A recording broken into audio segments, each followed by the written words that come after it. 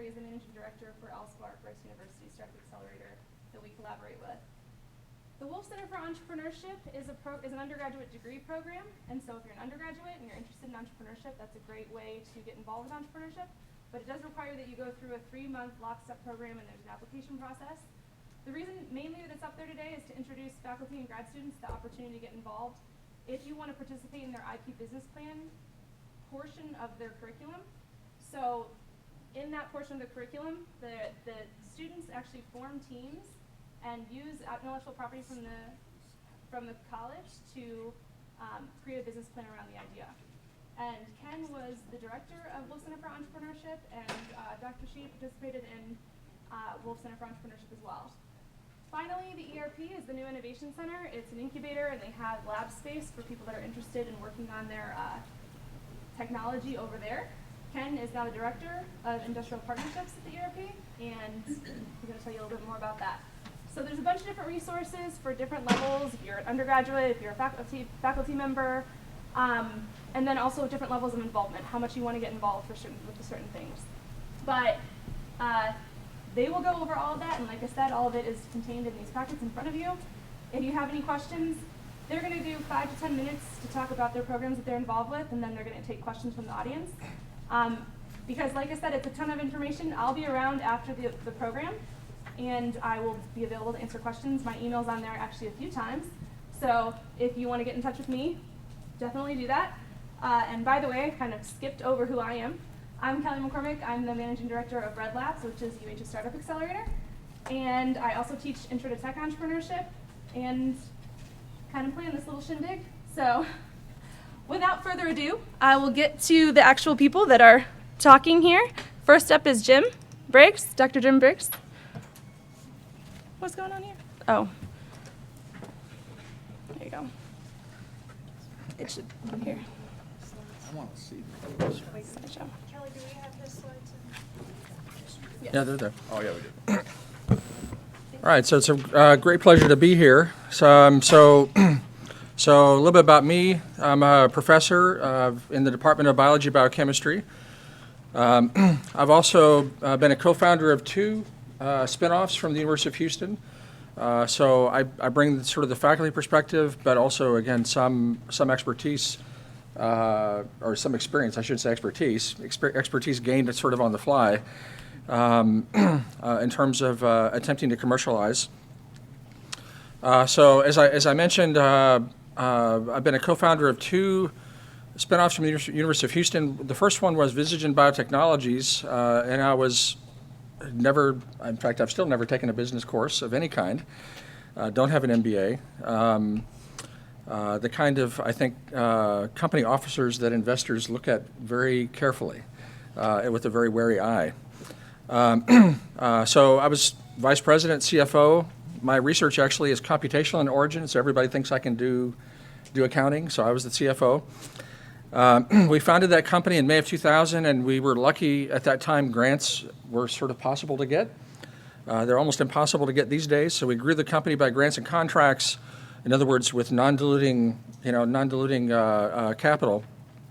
And we grew it to 20 full-time, mostly PhD employees.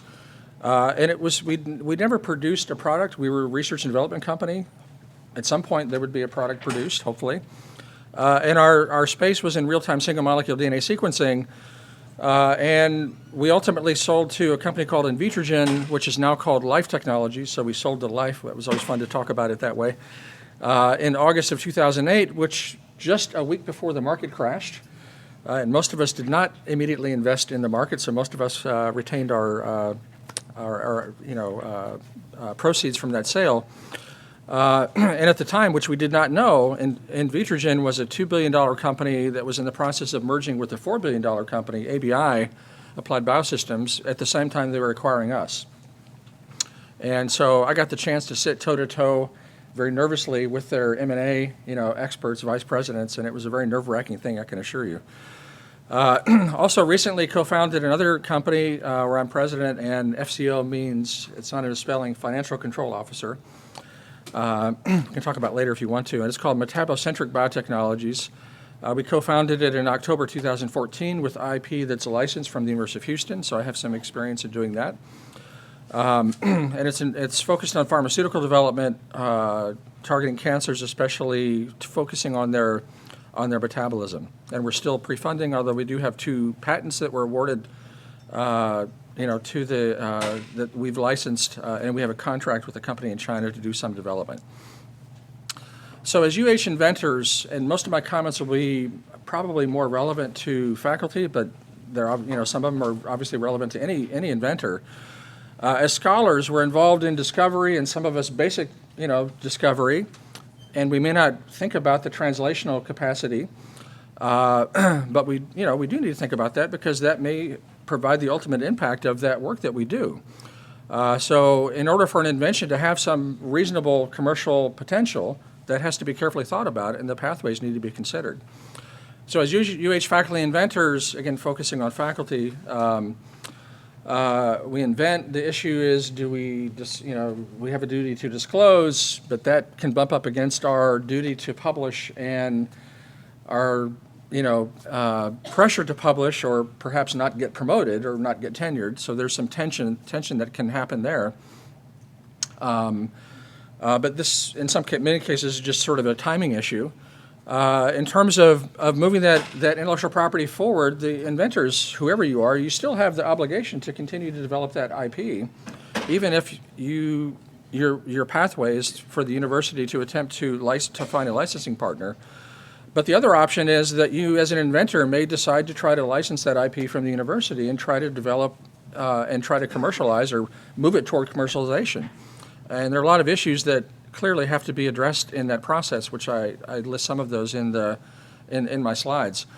And so in terms of University of Houston resources to aid in this process, there are a lot. And one of those, which I don't have on the list, but other inventors, that you should really take advantage of. Speak to other inventors who've gone through this process. That can be really one of the biggest helps. And so really I should have listed that. And one of my faculty colleagues, in fact, didn't do that and made a really bad decision. And now he has some intellectual property that's kind of stuck. And they've been unable to kind of move it forward. What we did, after hearing about this extensively, I've been a member of the UH Intellectual Property Committee, and we heard a lot about Red Labs. And so eventually it kind of stuck in our heads, and we looked into it and found out that there was, again, as Kelly mentioned, a Red Labs Pre-Accelerator class. There are kind of 2 tracks, but Red Lab Pre-Accelerator class, and we audited that class as faculty inventors. There are 3 of us co-inventors, and we're all 3 faculty members. And we audited that class Wednesday evenings, for an entire semester, and really learned a lot. It's focused on, as you'll see in a second, on discipline entrepreneurship and lean startup kind of concepts. And we then applied for the Red Labs AlSpark, or Red Spark as we call it, summer accelerator program, which required a very extensive, full-time 3-month commitment over the summer. So again, the Red Labs Pre-Accelerator class is a semester-long, again, 1 evening a week type of course. Students, of course, can register, get credit for that. Faculty can participate and audit, obviously with permission. You need to go into these courses with some sort of an idea, and maybe even a company that can be even more helpful to you at that point, and you learn something about entrepreneurship. You learn how to speak to language to some degree. You learn about some theory. You learn about some things that may be common sense, but they're not common sense if you don't know them, or if you haven't heard them before. And so we really learned a lot. And we did do the Summer Accelerator program, which, again, was a 3-month long process. It was very taxing, but very time-consuming. Not taxing, time-consuming, especially as faculty members, to do something like that full-time, and you still have a full-time job here. But we did it and participated with 18 other companies from Rice and from UH, and really learned a lot. Again, learned theory, did it in practice. It was very focused on hands-on practice, practical learning.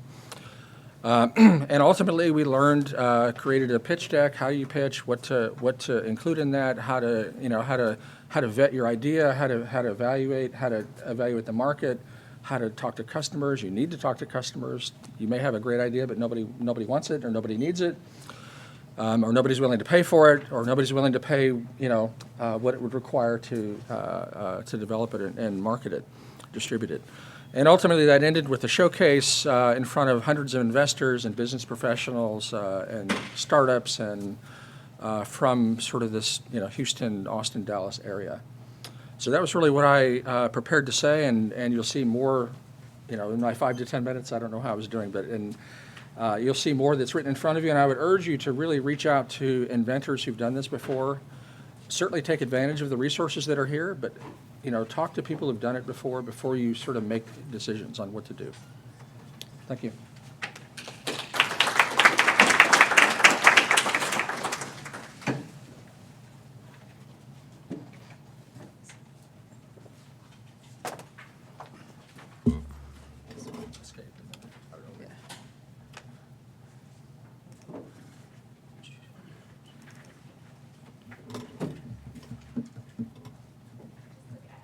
Okay. Cool.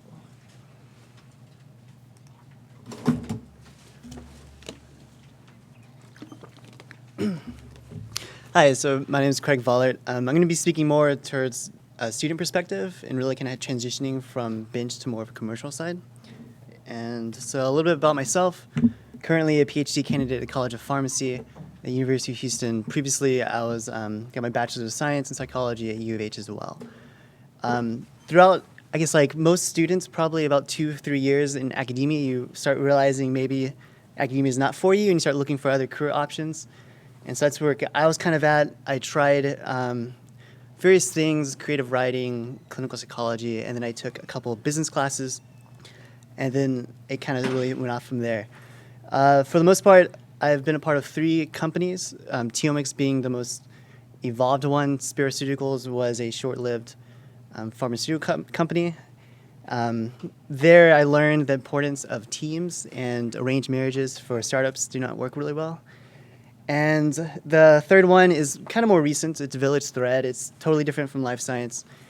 And so anyway, so whenever I got into entrepreneurship, I think most students start with Intro to Life Science Entrepreneurship, which is a class you can audit for free through Rice. It's taught by Jack Gill. It's a really great kind of intro. You get to see kind of more about the language of startups, but also every week you get to kind of meet different life science startups in TMC Houston. From there, I took Cougar Venture Fund, which is a class at Bauer. It's more MBA oriented, but out of everything I've done, that's probably the most important class I've ever taken. So out of everything you can do in TMC and U of H, Cougar Venture Fund is really the only class that really puts you in the perspective of an investor, kind of flip the table, and that has really helped in terms of evaluating Teomics or developing pitches for it and kind of understanding what the other perspective is.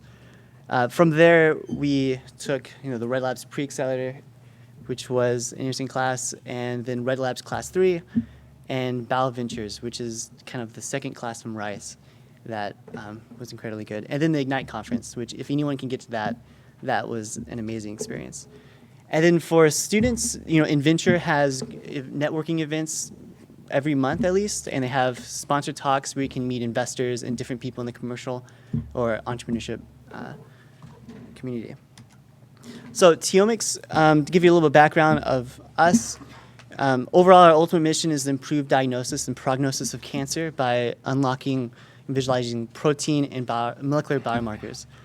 So while you might be familiar with breast cancer, you've heard of estrogen positive, estrogen negative. These type of tests play a critical role in the correct treatment or the most effective treatment chosen. However, depending on the test, you can have high false negative errors. So between 5 and 20%. At best, treatment is delayed a couple weeks. At worst, they're put on the wrong treatment.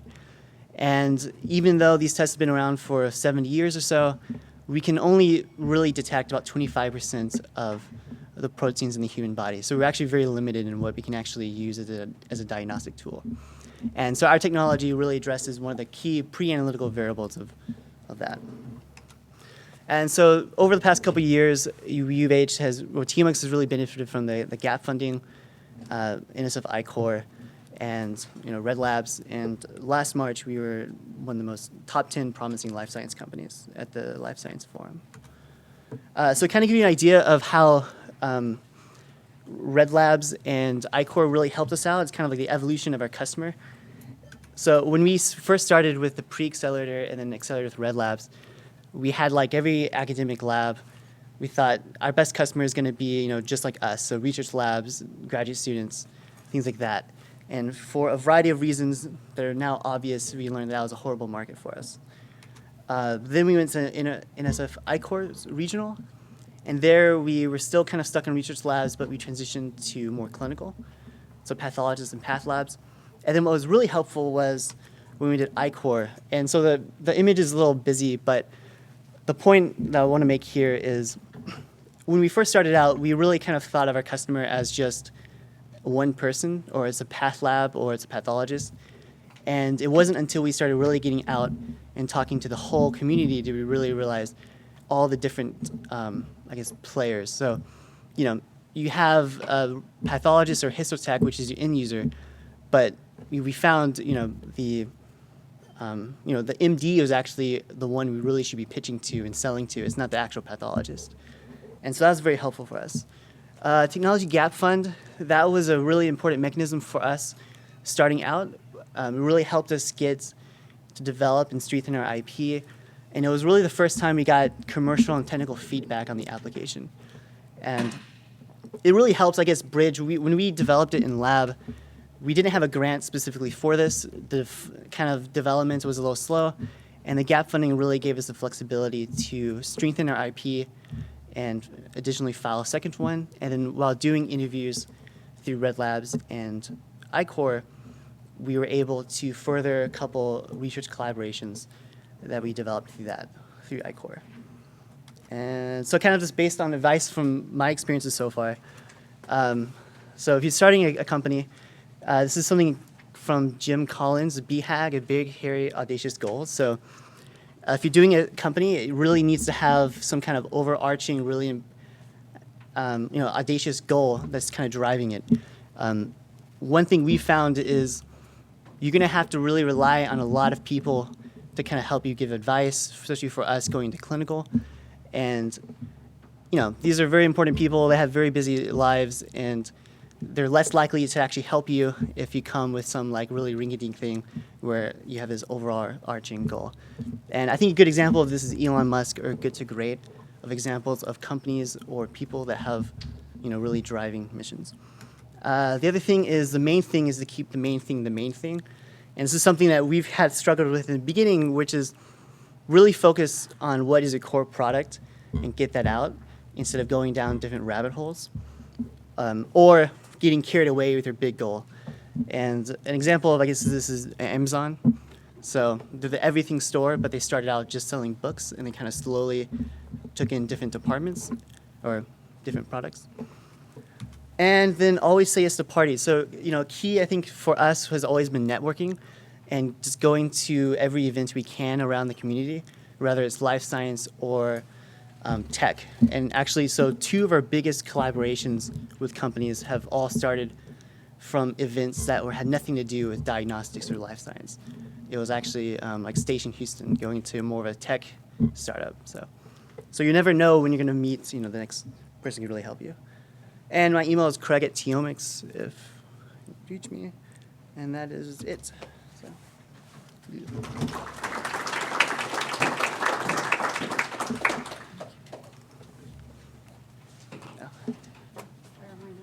Yeah, so.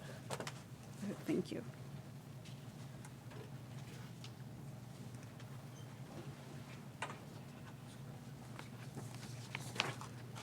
Good morning. My name is Carrie Smith. I am the Managing Director of the Rice Alliance for Technology and Entrepreneurship at Rice University, and I also oversee the NSF iCore program at Rice University. Kelly, thank you very much for including us in this program today. This is a resource that's not only applicable to Rice, it's an opportunity for any university researcher or faculty to engage in. NSF developed this program in an attempt to try to find more creative ways to commercialize the research that they had funded throughout many of the public universities and private universities across the country. And so it originally emanated out of NSF. It has since permeated other federal agencies. Ideally, what they're trying to do is take researchers who have received an NSF award within the last 5 years and find commercial opportunities for that technology. Because they're finding that there are other federal agencies that are developing equally interesting work, they've expanded the program to include PIs and researchers who may not have a PI grant, may not have an NSF grant within the last 5 years, and have created regional programming opportunities around that to make you eligible. And that's a little bit about what I'll share with you today. We'll also talk a little bit about the eligibility. We'll talk about the outcomes, the curriculum, and the application process, and then help you understand how we can help, not only at Rice, but also here within your own university. So as I mentioned, the goal is to help maximize the impact of NSF-funded research. They're trying to accelerate the transition of their technology out of the lab and into the commercial marketplace. And they do that through a training program that they have based on what's called the lean launch methodology, which is something that was basically introduced by a guy named Steve Blank and Errol Arkalich. Reasons that you might wish to participate in this program is so that you can gain an understanding of the market and the industry that your technology serves. As Craig just mentioned, oftentimes you believe in your mind who it is that will actually use your product, but the reality is it will probably be someone else that's the customer, the paying customer. There may be an end user who uses it, but ideally you're trying to find that paying customer. And the I-Core methodology and the program that they put you through try to help you do that. They provide funding for what's called customer discovery. So throughout the program, you're expected to get out of the building, so to speak, and start talking to stakeholders, competitors, saboteurs, anybody who is in the life cycle of that technology so that you can understand all of the pathways that you're going to need to follow, or at least attempt to go through to better understand how you're going to reach your customer. Data is beginning to show that there is an enhanced probability of a success by going through this program. NSF data, not Rice data, but NSF data is beginning to show this. They've been running the program now for about 4 years. They run about 16 cohorts per year, and each cohort has about 20 teams. So I can't do the math that quickly. But that data that they're getting back is beginning to show that a large percentage of those teams that have gone through the program are more likely to be successful at the end of the day. Also during the program, there are several critical business questions that you will be asked or required to answer. And you do that, they'll have a trained faculty program I'll go through, but also you do that through the data that you collect in the interviews that you're responsible for doing. So over the course of the 6-week program, it's actually 7 weeks in total, you will be required to conduct at least 100 interviews. And as I mentioned, that could be customers, end users, influencers, and even the competitors to understand the landscape that you're going to have to navigate in order to commercialize this product. You will be able to communicate a very clear value proposition as to what it is you're offering. And you'll be able to quantify, or at least to some degree, quantify that value proposition and why that customer could benefit from what you're trying to sell them. You'll be able to determine your commercial readiness. At the end of the program, you'll be asked to determine whether or not you're a go or a no-go. And I can explain that in detail later if you're interested. But ultimately, you will not have a startup that's ready to launch at the end of their program. What you will have is a very deep and clear understanding about the market that your technology or your solution can serve, and whether or not it's big enough for you to consider going forward. And if it's not, that's okay. NSF doesn't view that as a failure. It does not preclude you from applying for future grants. It doesn't impair your possibility of being awarded a future grant. It's just a determination you've made based on the technology that you were working on at that time. There's potential licensing opportunities depending on these relationships that you build over the course of the program. And then the data is also beginning to support that those teams that successfully complete the program are also more likely to receive an SBIR award. So that's something to keep in mind. They don't like sharing that percentage with us. They just tell us that this is a fact. So I'm just sharing with you what they have let us know. So eligibility, in order to participate at the national level, you must have you have 3 team members. Those team members are a principal investigator, which is the PI that received the National Science Foundation Award within the last 5 years. There's an entrepreneurial lead, which is the graduate student that typically has been responsible for performing that research in the lab. And then there's an industry mentor. And this industry mentor is typically someone that's geographically located close to the university that can help you navigate and understand the landscape into which you're trying to introduce your product. And that mentor is also, ideally, responsible for helping you find those customers that you need to interview. So they're opening doors for you to get those interviews over the course of the 6-week program. When you interview with NSF, they are looking for strong teams with differentiating technology that's related to the award that you received, and they are looking for a commitment to the process. This is a time-consuming process for 6 condensed accelerated weeks. The EL is going to be spending the most time on the process, and I'll go through that time frame here in just a second. It is a 6-month grant for $50,000. Indirect cost is capped at 10%. So the first $5,000 is carved out for indirect cost. There's a 7-week intensive program that all 3 team members must attend. And I'll go through the format real quickly in just a second. But that's really important, and that's what NSF looks for when it asks you if you're a committed team. They need to know that all 3 of you are going to engage this. That includes the PI, the EL, and the industry mentor. Over the course of the program, you'll be able to identify answers to some very critical business questions. Highlighted here are just a few of those. And then, as I mentioned, at the end of that program, you will share with your cohort publicly at a closing workshop your decision as to whether or not you believe, based on the data that you collected over the last 6 weeks, that there is in fact a commercial opportunity for the product that you're trying to develop. And then if you are a go, they'll ask you just generally, it's not detailed, but they'll ask you generally, what does that transition plan look like? What are you going to do tomorrow at the end of this program? Who are you going to meet with and why? So they want to understand that you understand what your next steps are. So this is just generally the program format. I mentioned that it's 7 weeks. So all 3 team members must do all of these things. The first 3 days is an opening workshop that your team must attend, and it will not be here in Houston. It will be at one of the other nodes that ITOR supports. Those nodes are at Michigan, Georgia Tech, New York, UCLA, Stanford, and there's 2 in New York, actually. So you will be assigned a cohort. You do not get to select your cohort as we've been told.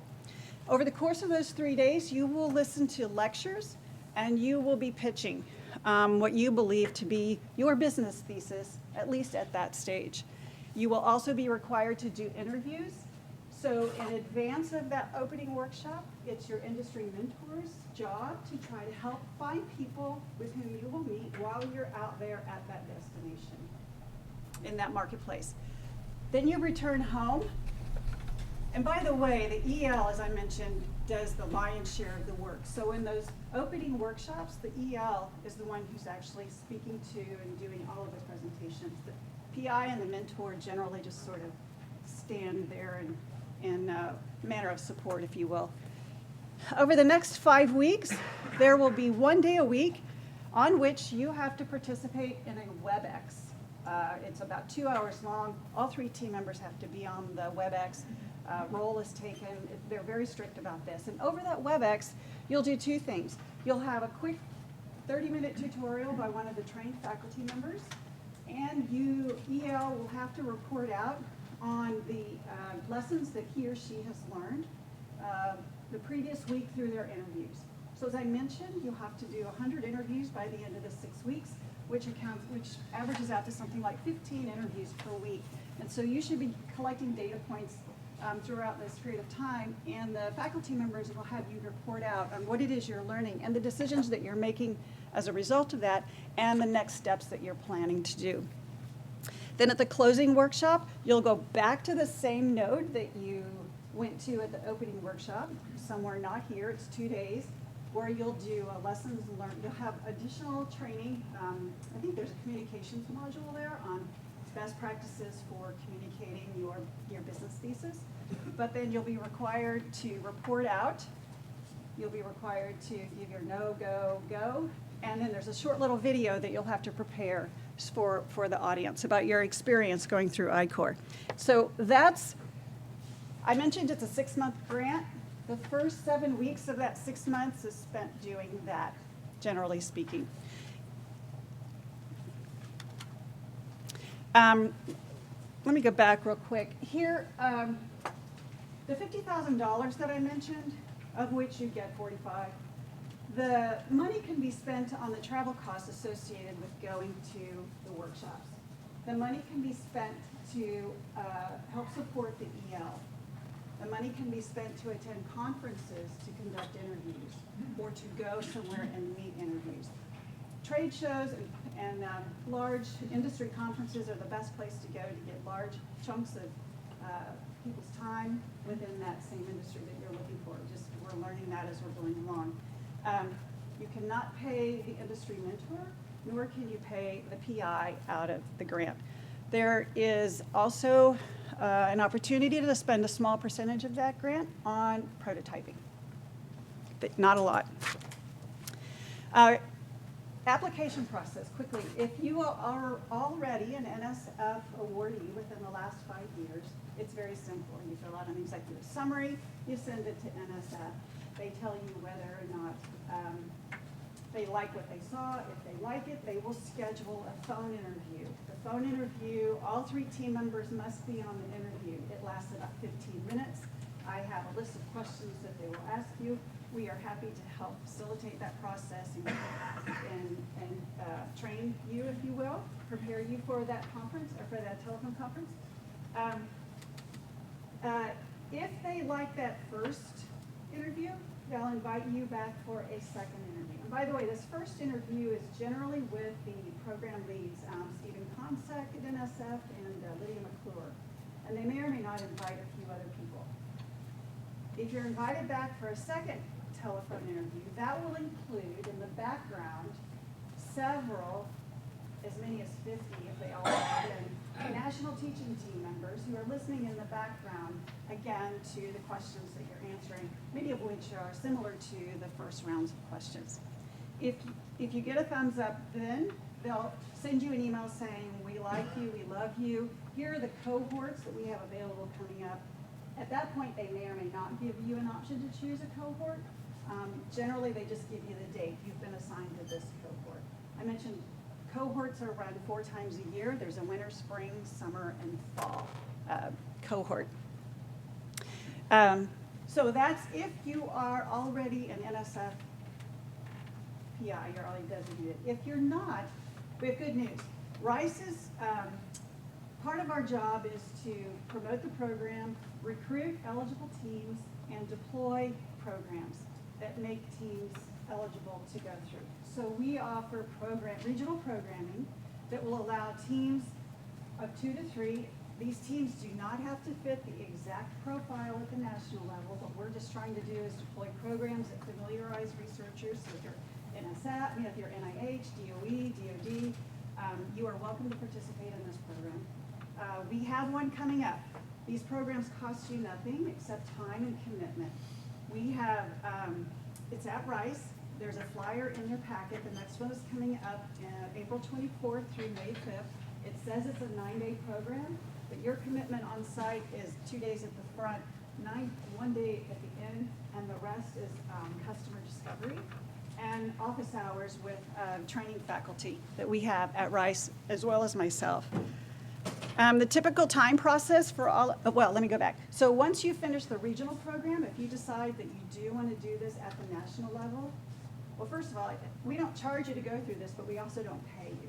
Okay, so it costs you nothing, but we also don't pay you. We don't. Now, UVH has other source of funds that they may or may not wish to use in that capacity, but Rice does not. We're not able to use our money to pay for regional programming to the participants. If you decide that you then want to go on to the national level like Craig did. So Craig actually went this route. He went through a regional program, and then he got accepted into the national program.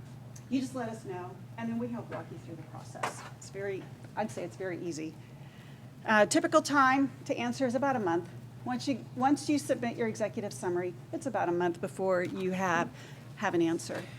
So how can we help you? And by we, I mean not just us at Rice, but Kelly and Kyle and folks here at U of H, Greg, right?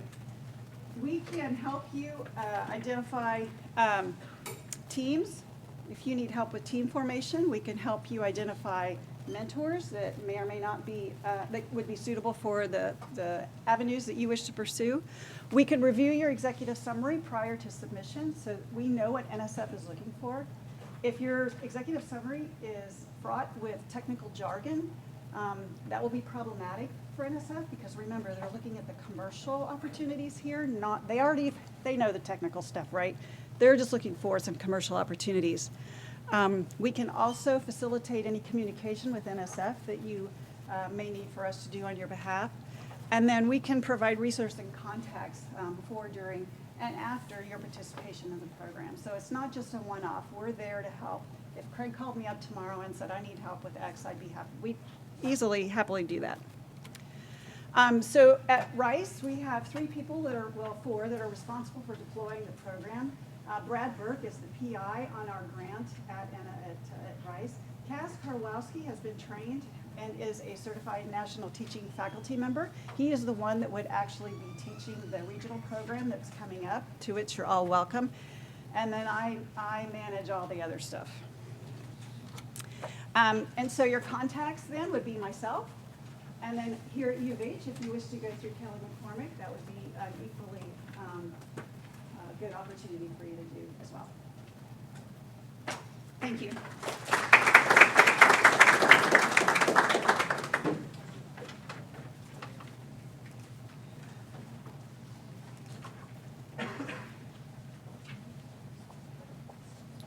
I clicked your slides, but that came up. Should we try it again? I have no idea. Let's see, I'm going to double click your slide. Oh, there we go. Muy bueno. There you go. I'm going to be very, very short. I think you get a cacophony of information to the point where it's going to get overload, so it'll be kind of interesting. I already know about 40% of you in this room because I've already met with you individually about your startup, so it's been kind of a preaching to the choir here. My name is Ken Jones. I've been at U of H quite a long, long time. I used to run, in fact, we started the entrepreneurship program. The most heartening thing to me is it has nothing to do with the business school anymore. That in fact, this is now pretty well campus-wide reaching. And so let me tell you what my job is. I'm changing the name of CIP.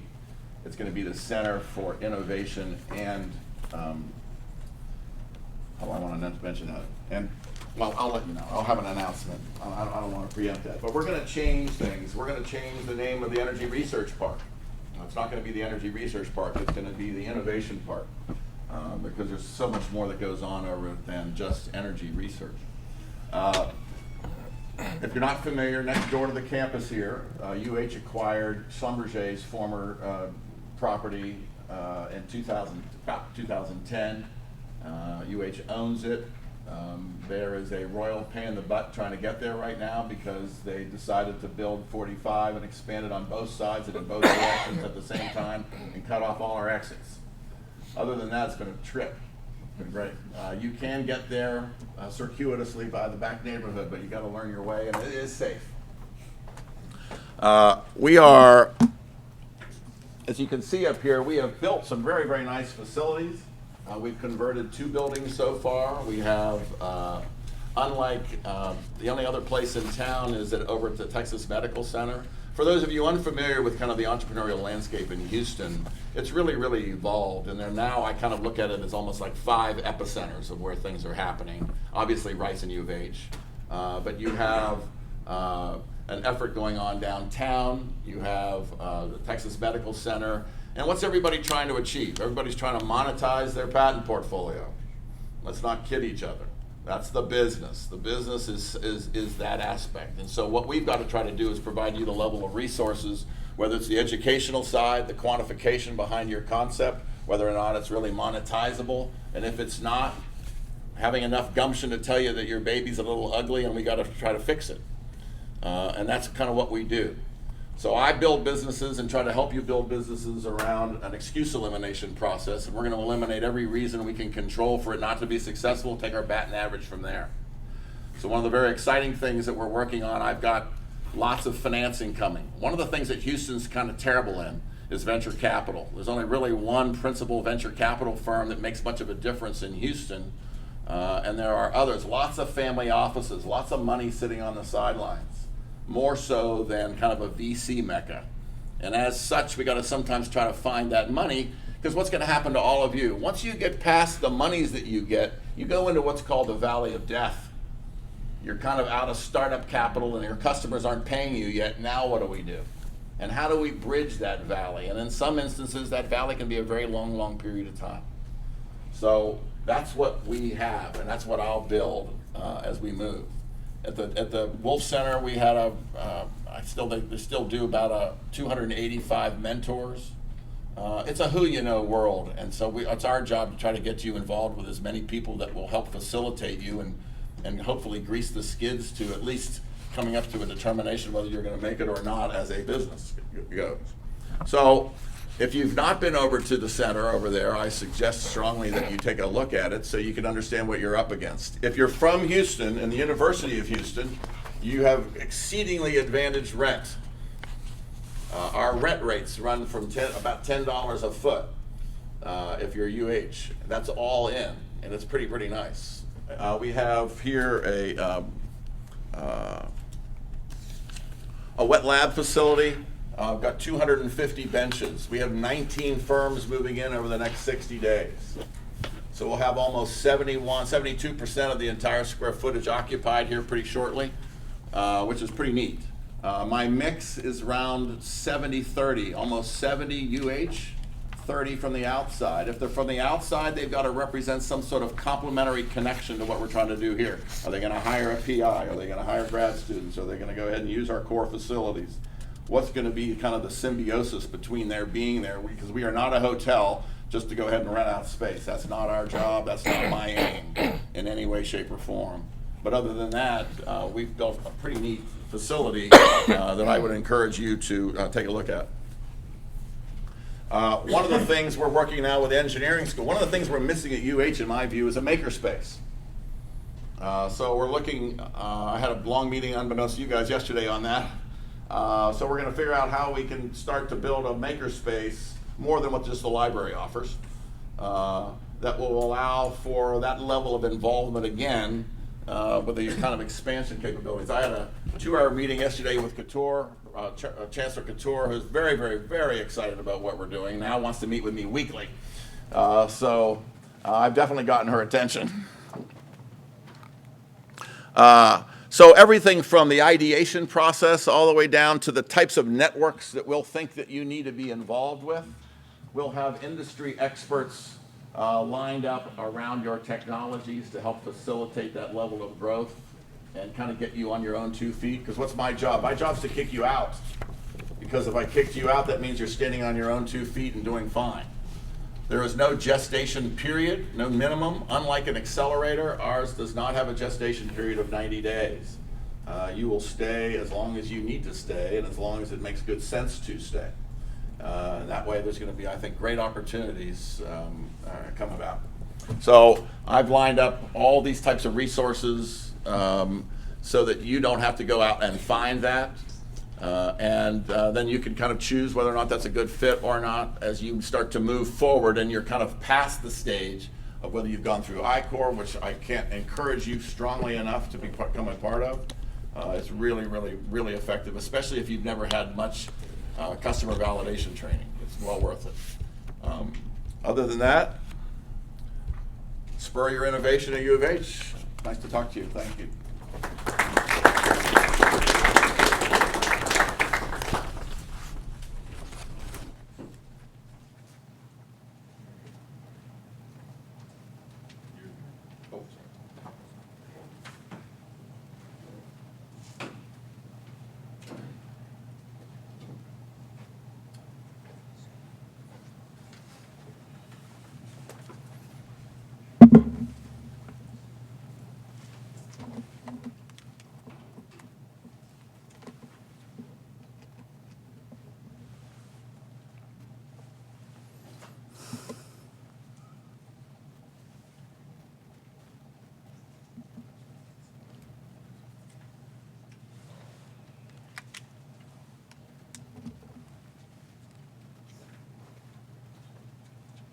All right. Good morning. I'm oftentimes the last speaker between the session and the lunch. So I hope that my presentation will make your lunch more tasty and by just waiting a little bit more. So today I'm going to talk about, because cost is one of the most essential topic in business commercialization. And today I'm going to talk about cost-effective precision optics and nanophotonics, which is very dear to our research program. So a little bit about myself. I'm an associate professor primarily in electrical and computer engineering department, and I have joint appointment with biomedical, material science, and chemistry. So that means we do very interdisciplinary research. And previously I got my PhD from MIT Engineering Spec Lab, and I was a researcher at Schlumberger before coming to U of H. So I was a tourist in the Lu Mountain, Lu San. This is one of the most famous mountains in China. And I was shocked by seeing this. The lighting is a little strong, but this is what people lived in. This is the smog, the air pollution in China. And Lu San is, Jiangxi province is not a big province, heavily industrialized. And so that reminded me something, Chinese people say there is heavens above, and on the earth there are Suzhou and Hangzhou. But to me that's like, what the hell? Are we living in? And I was actually living there for a week. So I was really sad when I had to return, and all the colleagues of mine, they were extremely disappointed. They have to go. So after I returned to my hotel, I was thinking, if I can have, instead of these nice appliances on my kitchen countertop, if I can have some sensors which tells me if the water is clean, if the air I breathe in is clean, if any of the things I eat, the fish, the produces, are, clean, relatively safe, then I'll be very happy, right? But unfortunately, today, to get that kind of information, you use an instrument, for example, a high-performance liquid chromatographer, right, together with a mass spectrometer. And that's a truckload of stuff, right? So it occupies half of the room. So we cannot do that. We cannot take that on our shoulders. And if you look at these personal wearable sensors, a lot of them you can buy, and maybe several of you have some of these gadgets. And the thing is, they tell you something about the physical realm, but they don't tell you anything about the chemical world, right? So what is happening in your body? What is happening around you? There is nothing. These devices, they don't tell you anything about it. So that drives our research, basically, right? So recently, we developed novel, cost-effective way of nanotechnology-enabled sensors. Right? So we published these 2 papers in the so-called high-impact journals. Right? So because of the audience, I'll just tell you what that means. Right? To publish in these journals compared to less high-impact journal is like you get a reporter from Daily Cougar to write your work, or you get someone from CNN or CNBC to report your work. Right, so it's very hard to get in, but if you are interested in science, by all means, even send me an email. I can send you the reprints. So the thing is, we don't need a clean room to make them, all right? And a clean room is essential for making a computer chip like this. All right, so computer chip is everywhere. We have multiple of them, and so we don't need a clean room, and the vision is we want to build biochips. Right? So these are nanoparticles measure about 100 nanometers in diameter. So 100 nanometers is about 1,000 smaller than the width of a human hair. Right? So these are extremely small. Right? And they are supposed to be read or viewed by optical means. So the first question is, how do we read it? Right? Definitely not with this. This is 3 times magnifier. You cannot see anything. Right? You cannot see the details. How about this? this is a fancy microscope, and if you go to a lab, you can find this. But if I don't remind you, you probably missed that, right? So instead of building a lab on a chip, this is building a chip in a lab, essentially. So there is no way you can translate this to daily activities, right? How about this? Now this is a snapshot of a corner of my lab. And in case you're interested in visiting, you're welcome, but you have to make an appointment with me, okay? And this instrument, together with the table, which is essential for isolation, vibration, weigh really literally a ton and cost a fortune, okay? And they need 1,000 watts of power, right? And well-controlled lab environment, right? So no. How about this? Okay, so I actually have a bunch of these at home, which I play with, when I get so frustrated grading student papers. How about this? What if we can combine a toy and a rigorous scientific instrument on one thing, right? So that really was our vision, to do this project. Right, so that's the aha moment that we had. Basically, we created a toy-like scientific instrument, which actually performs. Right, so I'll show you some data that we actually can take serious microscopy images using a $20 Nokia cell phone. Okay, but of course, there is a key enabler that's here. It's like a contact lens that you put on your eyes, but in this case, you put on the phone. Right, so the camera of the phone is right here. So the general innovation here is called inkjet printed optics. Basically, we use inkjet printer, of course, not the one you have, right? So we developed one in our lab, and then we can print optics this way, right? Then, immediately we found it's very useful. It's very useful for smartphone microscopy application. So this is a 1-minute clip. I'll just give you some technical background. Researchers at the University of Houston are turning your smartphone into a microscope. It was just a serendipity kind of discovery. We put it on the cell phone, and then it actually works. She and his students created a lens that can attach to a smartphone camera and achieve the same magnification as your average commercial microscope. It's very comparable, and it's a lot cheaper, and it's much more versatile. You don't need to be bringing it around. You can just put it on your phone, go to your sample instead of bringing the sample to you. Giving anyone with a smartphone or tablet the ability to explore the unseen world around them. So I'm hoping that we can get the lenses to as many students as possible so that they will be interested over engineering, over science. The application is only limited by your imagination of how to use it. All right, so we have been working with physicians, for example, on mobile pathology and diagnostics. So these are the kind of data you can collect using a phone, and you can do dermatology kind of image collection, and so that could be useful. And this can give you single cellular kind of resolution, so you can actually do cytometry and cytology using a cell phone.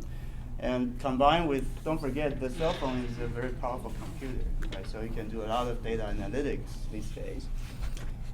And we can pretty much do all kind of fancy molecular imaging, look at different things from cancer cells, microalgae, pathogens, to forensic evidences, right?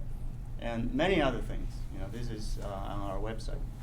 So one of the things that we found, NSF might be very interested in hearing about is K-12 STEM education.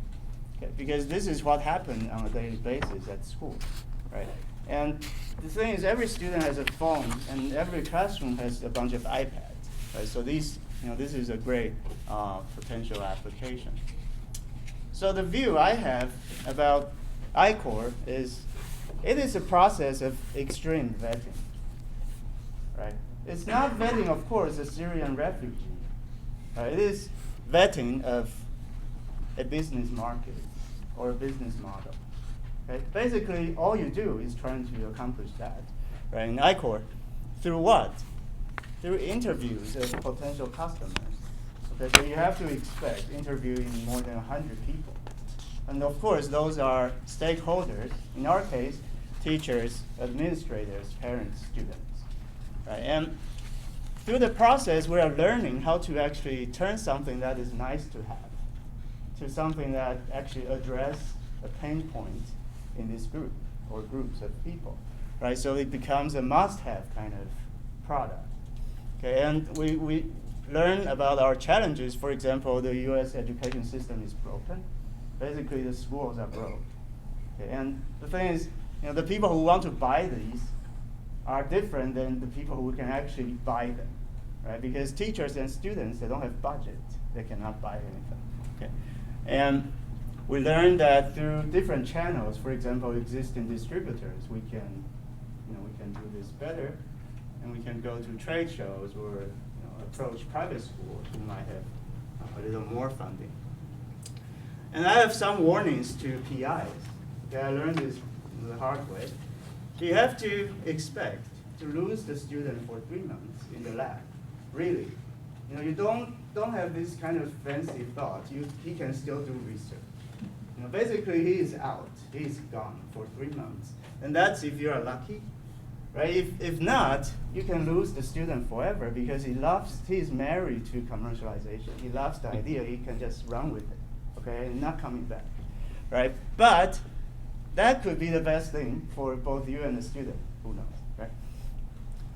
So we work with Wolf team on this project. So there was a few students from the Wolf Center, and they participated in developing a business model.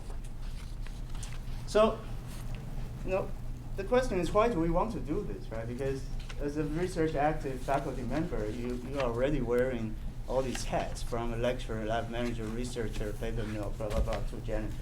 Okay. So, and the thing is, frankly, when I do my research, I can care less about how to commercialize it. My mission is to discover novel science. But, why bother with wearing one more hair? That's entrepreneurship, which we don't know much about, right? The thing is, because when I talk to people, here I don't put any names or anything. For example, my daughter, okay, I cannot explain the hardcore science to her, but I can show her my product. Then she loved it. She immediately clicked. And VC, for example, if you go to I-Core, you will realize they don't care about what the science is. They will care about it later, but they care about your business story. So my punchline is, ain't it nice to point to something that embodies the science? Right? That's, I think, one of the driving, behind-the-scene motivation for us to commercialize things. So actually, I have 5 dot lenses as souvenir. Just if any one of you is interested, you can come after the meeting. Right. And some more information you can find on my website and on the company website. Thank you very much.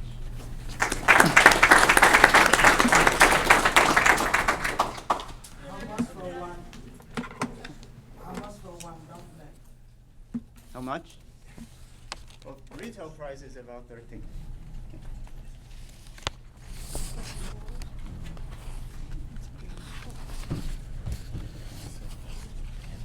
Okay, we're gonna go ahead and open it up to audience questions. Does anyone have a question to start off? I do have one for about the innovation. Yeah. For research that, by making research related with human subjects, what facilities do you have there? No wet labs now. Because that's going to be very important Right. for Houston, right? Yeah, it's not that class lab. Right, so any plans for addressing that? I'd be lying to tell you there are. There's certainly the potential for the places for that to happen, but I think we'd have to prove up the demand. But I've been asked that. You're the third person who's asked me that in the last 2 weeks, so not now. So TMCX? I would say TMCX, and frankly, I'm fairly agnostic where I place anybody. I'm going to do what's in the best interest for you. So we don't care about that. TMCX doesn't have wet lab space, though. It would more Well, likely be J labs. I mean J Labs, but I call that kind of synonymous with TMCX. But yes. I have a question, but I don't know who can answer it. So, can an international student be a part of an SFI Corps or just have a startup company? I don't know because of the visa status. Right, right. So that's a two-part question, right? So yes, international students are eligible to be a part of I-Corps as long as you were a student or your visa was in effect at the time at which you were accepted. Whether or not you can start a company is something that you have to monitor and maintain compliance with your visa. Those are two separate questions because you're not expected to actually start a company during I-Corps. You don't have to corporately form. You're not running a business at that time. You're exploring the possibility of starting a business. But yes, international students are. That's a good question. Carrie, as a follow-on, there's something called a national interest waiver. So if a startup wants to hire an international student, and that goes on by Dr. Selva, he has students who had to go through that process. So I don't know if you assist with information on national interest waivers, but that is something that. Super difficult. Super difficult. Yeah, I'm sure it is. Probability of rejection is 99%. Yeah, but that's the You option. need to have a letter from a National Academy of Sciences or something like that Yeah. sponsoring. For faculty, maybe. Faculty go to different categories. You can do the that too. outstanding, except AB1. Lisa, is that managed through your Office of International Students and Scholars? Who manages that here? The student has to. Oh, the student Yeah. initiates it? National interest waiver is. Okay. Yeah, and there's expense associated, $3,000 to $5,000, I think. Okay. $10,000, $200 actually, if you want to get that started. Thank you, Lisa. Doesn't want to work for a startup. Another question. For the I-Corps, do you need to have it patent pending or just an invention disclosure? You need to have the freedom to use your intellectual property while you're going through the program. So if it's already licensed to an entity and all you have are the rights to do research, then it's probably not an appropriate technology. But they want to know that you have the freedom to be able to use that technology while you're going through the program. So a disclosure would be then, okay. Yes, yeah, right.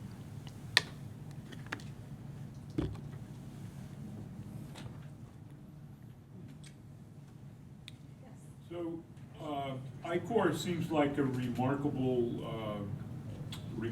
beneficial experience, but there's also funding connected with it that you need to apply for.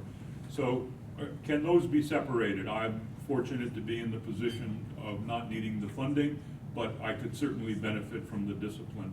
So would there be a path for me, or is So it you're all or saying you'd nothing? like to participate but not receive the funding? Yeah.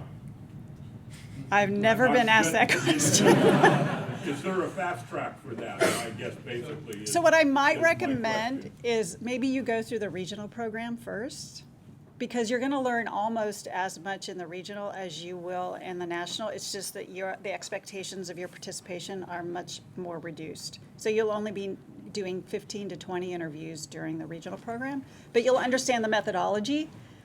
And if that's really what you're trying to achieve, then you can probably accomplish that in a regional program. But I've never known a team to go through the national program and not receive a grant associated with it.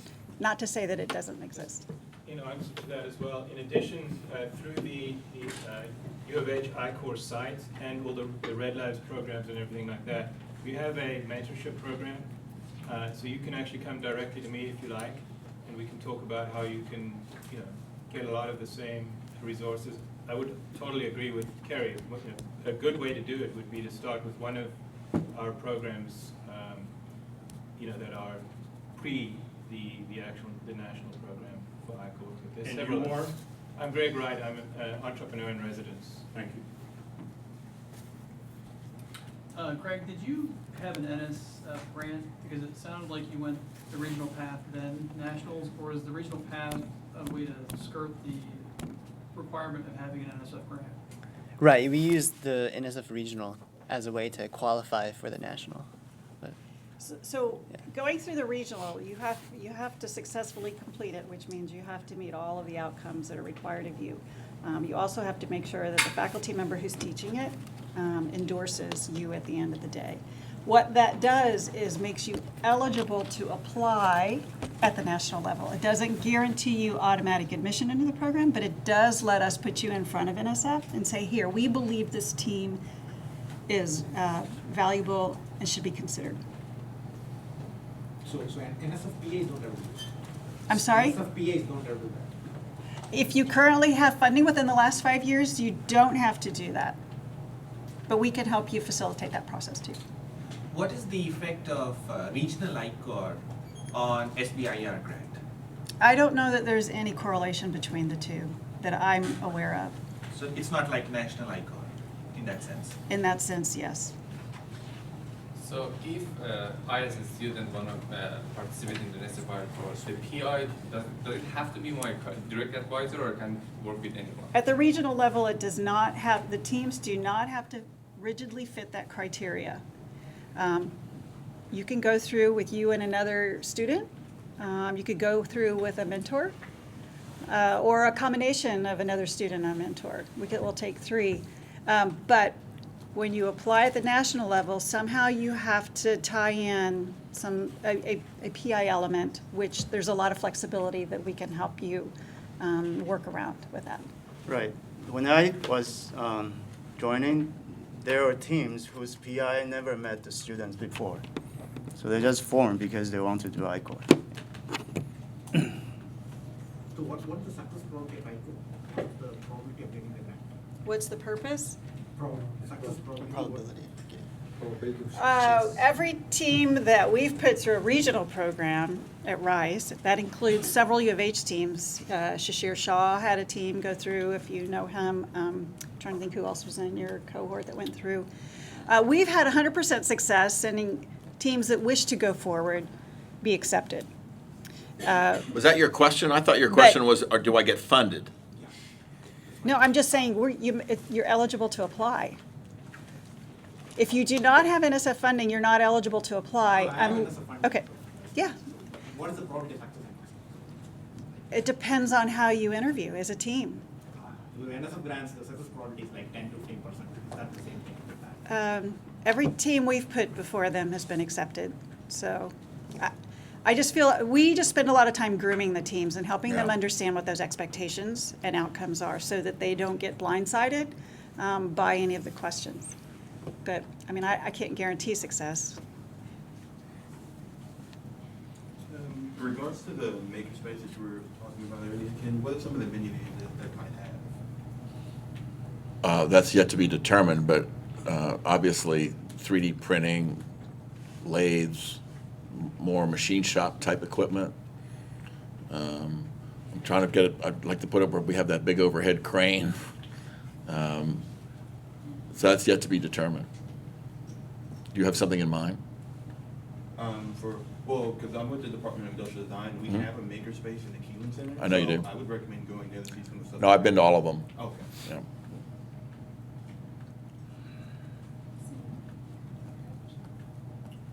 One of the advantages, I think, of ICOR is the industry mentors. And could you describe like the profile of the industry mentors? Are they technically aligned with the subject matter, or they probably have a combination of business skills and technical skills, I would imagine? One of the questions that you'll need to answer for NSF is the market you believe that would be best served by your technology. And the mentor, ideally, is someone who will understand the landscape of that market. Let's say it's pharmaceuticals, for instance. They don't necessarily need a technical understanding of your pharmaceutical product, but they at least need to understand how to navigate that process, how to reach the end users, how to reach the customer, how to get through the vendor approval process within, how to go through FDA. So all of those different touch points or pain points, even as you will, they need to have kind of an understanding of that, because those are the people that you need to talk to. And ideally, they make those introductions and help you get those interviews. And it's worth mentioning, too, these interviews ideally are face-to-face interviews. So NSF does not allow for surveys to count. You can do a survey, but the numbers do not count towards your 100. And you can do a Skype interview, but it's less preferred than a face-to-face. So therefore, that's why some of those funds allow you to travel to meet certain people. Last question, and then. What's the benefit for the PI and the business mentor here? Well, we have a mentor sitting here, and we have a PI sitting here, so why don't we, can you guys? What's the benefit as far as participating in I-Corps? How can I convince people to join? Because they ask, what's the benefit in there for me? Well, I guess that would depend on the deal. From a mentor's point of view, I think you got a little bit of selling to do. For those, I've been a mentor twice now, it's time consuming. And either that mentor someday may have some sort of participation opportunity in the company, perhaps, not required. In many cases, many of the mentors do this because out of a sense of trying to help somebody else. More of a benevolent type of a motivation than anything financial. But yeah, I think that would be up to you to create the case such that it would be a compelling opportunity for either side.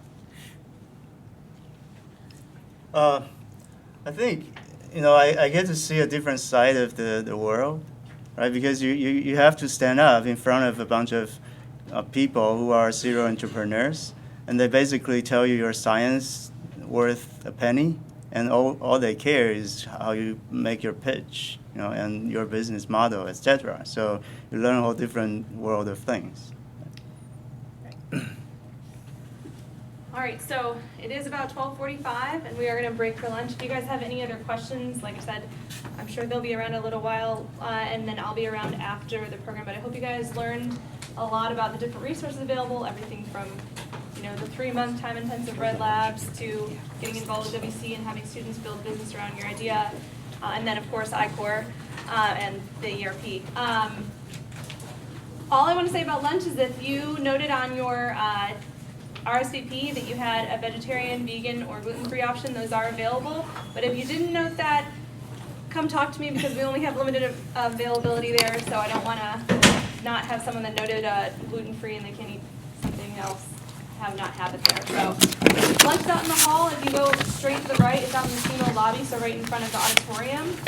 It's a box lunch, and then if you could bring it back in here, the deans are going to come talk about the importance of innovation and commercialization at about 1 o'clock.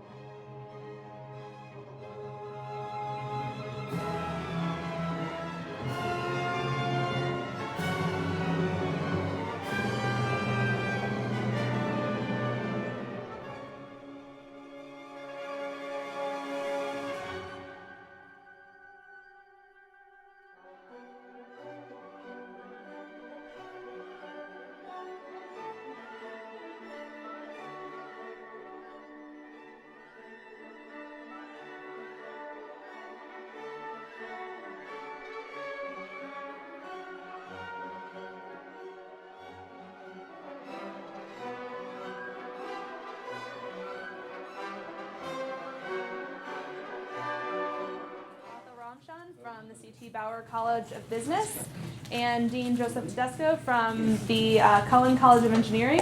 And they're going to talk to you today about the importance of innovation and commercialization in their colleges and in the school. So I'll let them get to it and talk about it. First, Dean Ramchan. Hey. Thank you for being here. Talk? Okay. Do you want me to just stand here? I can just stand here and talk. So, good afternoon, everyone, and thank you all for being here. It means a lot to us when we have people interested in entrepreneurship, because that's a big part of what we do at the Bauer College. So Kelly suggested, let's see, she gave me some prompts to talk about why entrepreneurship and why is it important in the fabric of a university. Maybe I'll start with that, and then I just wanted to add a little bit about what we do, specific programs at Bauer that you may know about, that you've probably heard from Ken, or you may not be aware of. So why is entrepreneurship important? So that's such an open-ended question. At a very big picture level, right? If you think about, we're living in an age, and you all know this more so than any group. I know there's a lot of STEM folks in here. It's disruption. Everywhere you turn around, there's disruption, innovation. The pace of disruption is just like we've never seen before.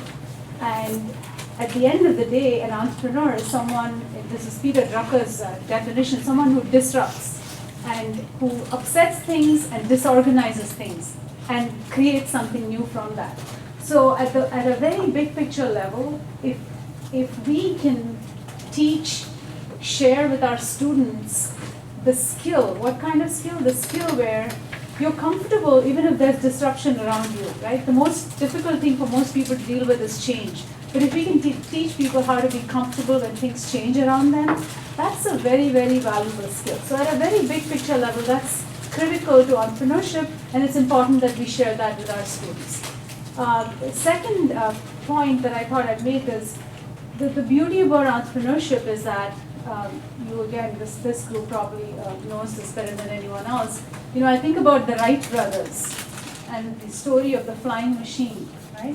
The Wright brothers, I'm sure you know the story, they were not scientists, they were bicycle shop owners in Ohio, in a little town in Ohio, and they were focused on creating the flying machine.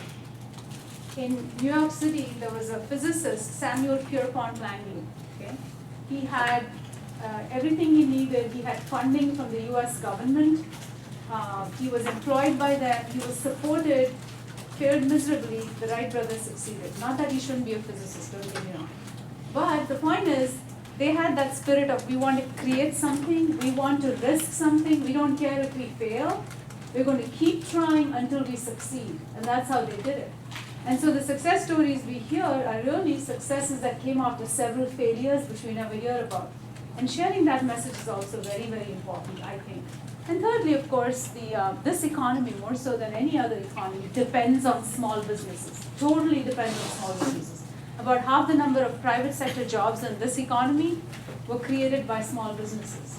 Since 1995, 66% of every new job created, or all, if you take the total new jobs created, 66% of that was created by small businesses, right?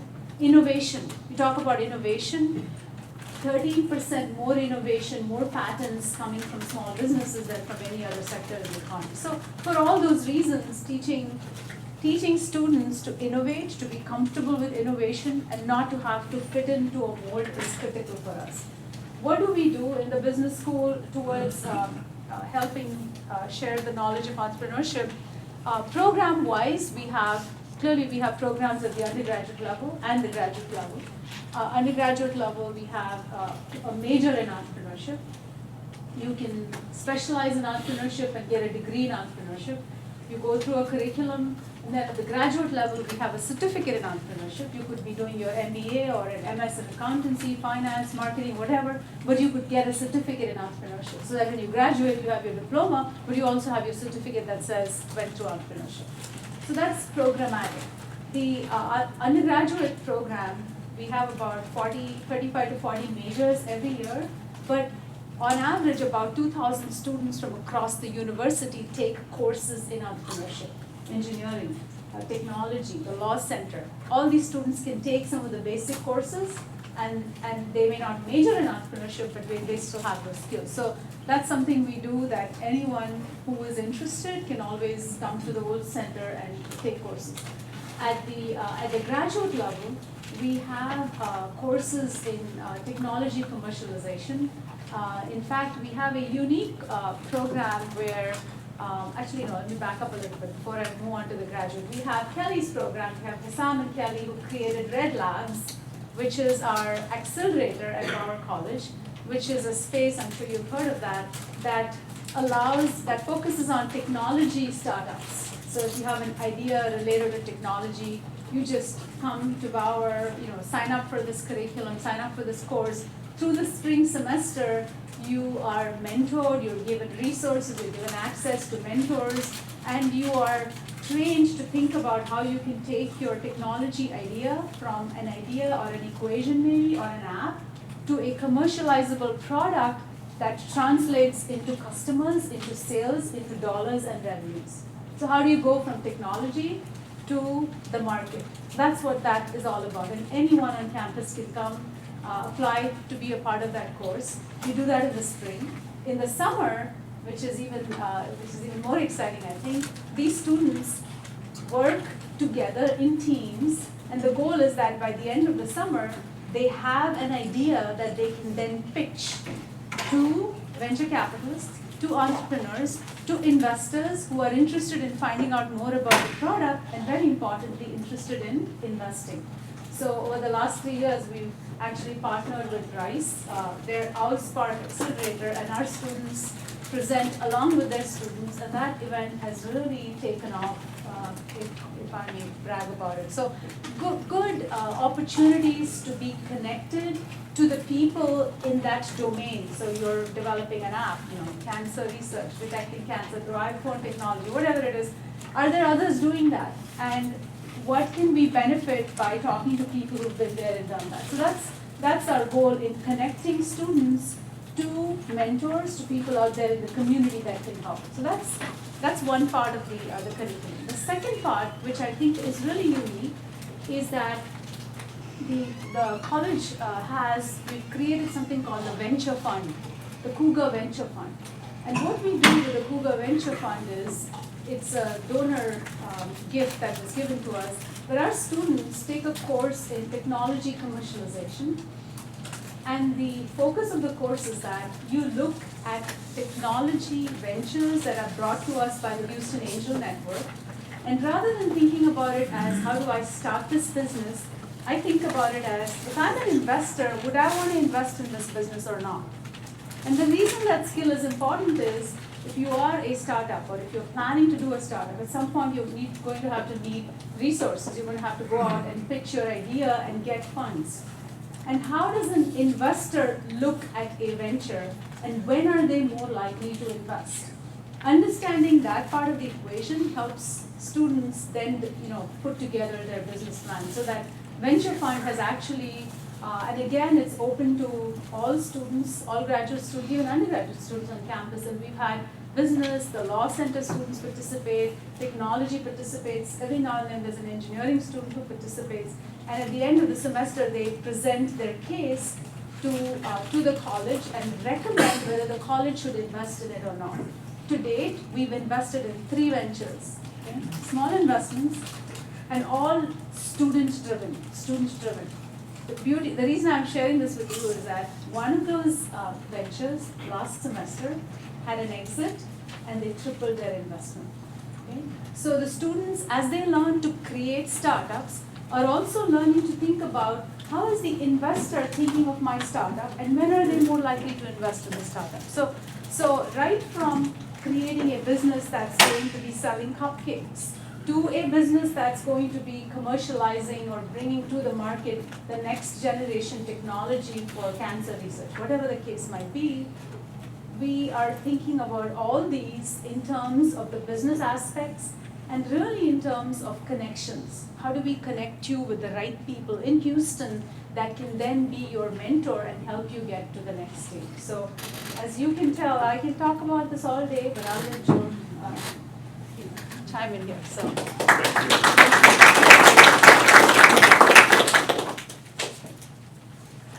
And Joe is a true entrepreneur. So thank you for coming here this afternoon. I think this is a great experience that you have. And I just want to talk about, from an engineering perspective, about the importance of entrepreneurship.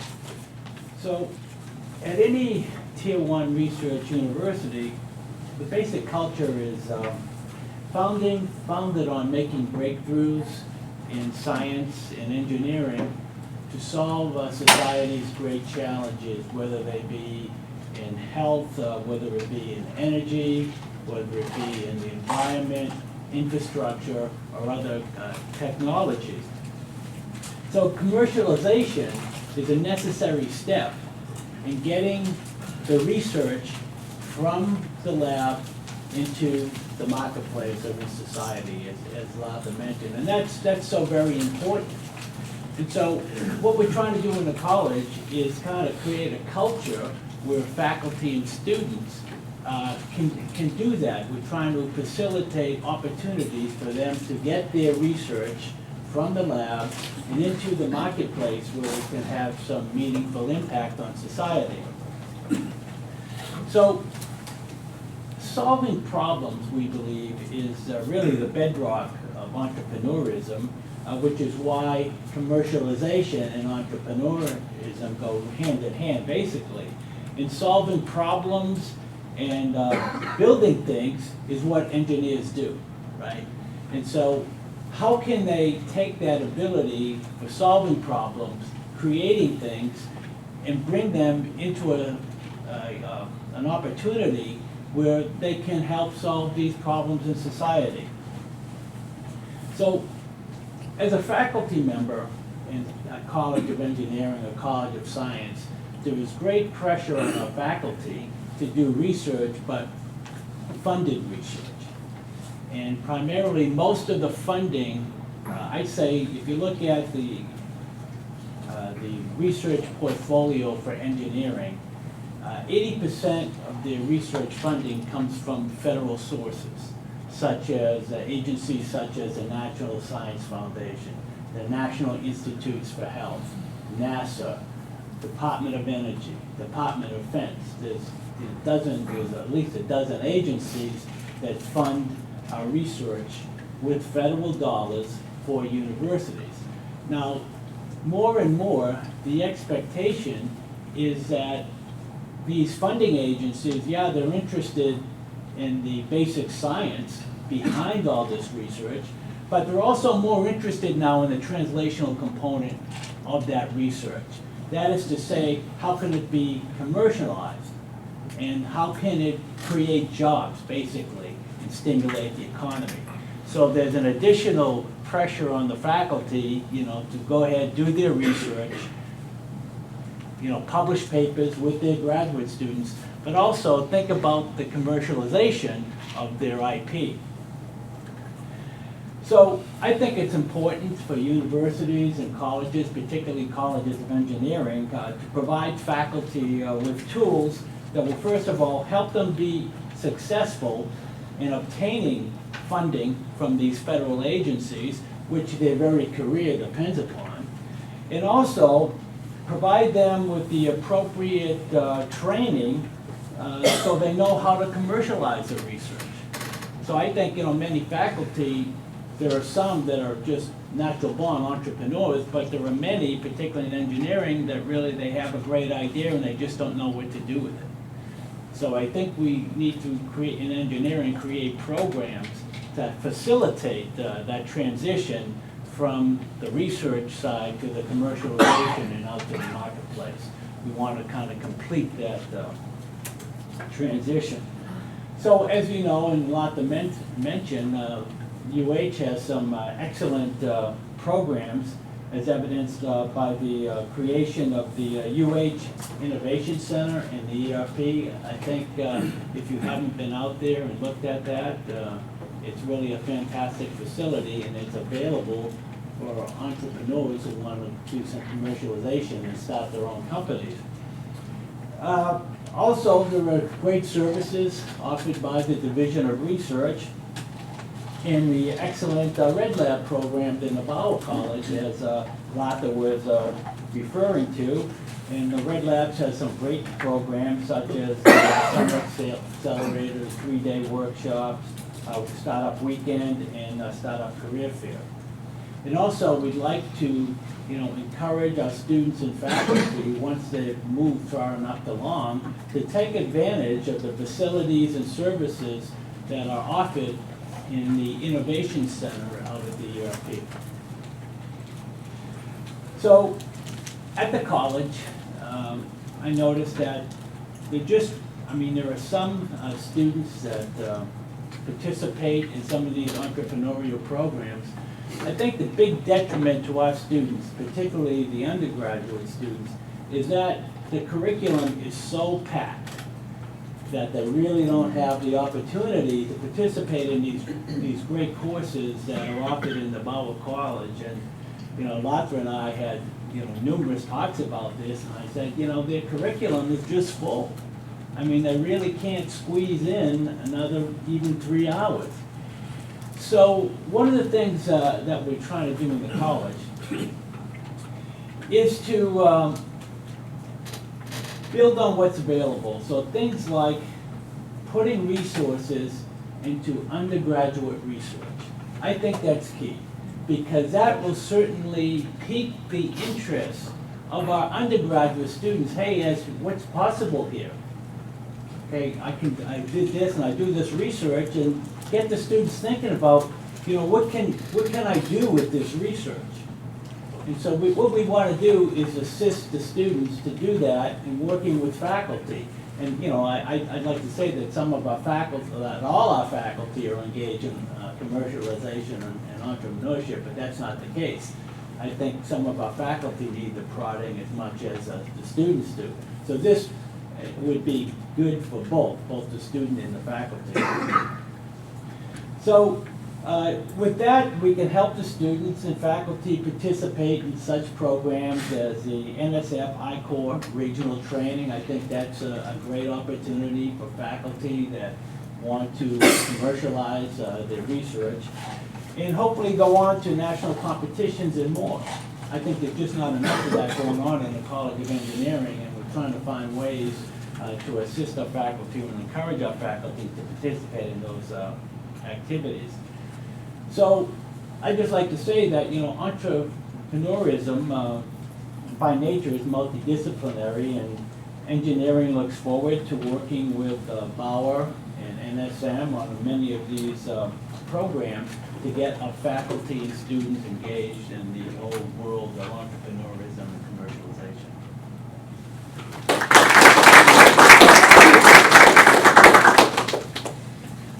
I do want to open it up to questions from the audience, but I did want to kick it off with one question from me. I know you guys have both dramatically different academic qualities in each school, and I was just wondering what you thought about entrepreneurship that makes it something that reaches all schools, something that is, like you were saying, multidisciplinary. Yeah, well, I think, it's, when you think about entrepreneurism, you Sorry, we wanted this to be a little bit more casual, but noticing the seating is a little awkward now. Yeah. You want us to go there? That would be great, yeah. Okay. If you guys want to sit up there, that would be wonderful.